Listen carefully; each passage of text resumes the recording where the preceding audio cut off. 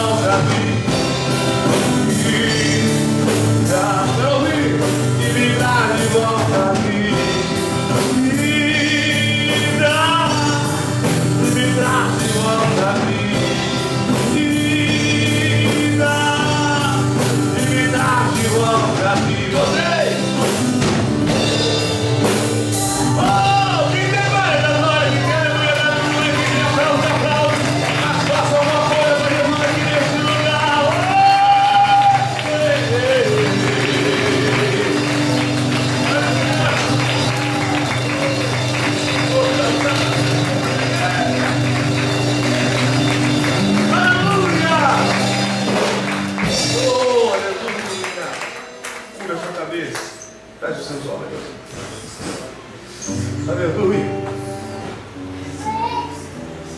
Oi. Deus está no controle. Deus está no controle. Permita-me te dizer isso. Deus está no controle da tua situação.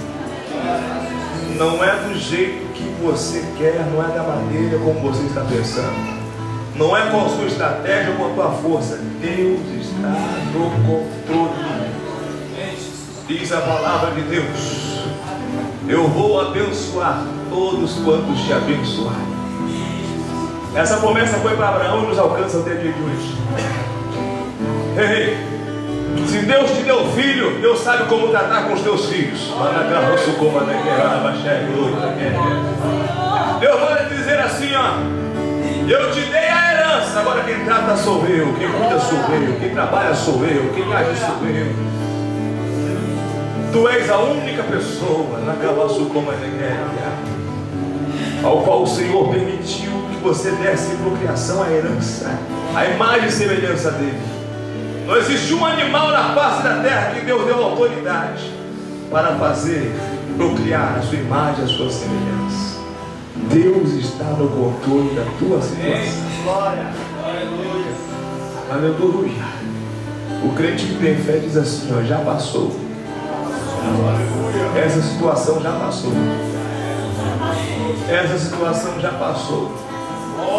A palavra de Deus fala que aquilo que é já foi, aquilo que era também já foi, e Deus veio a conta no que passou.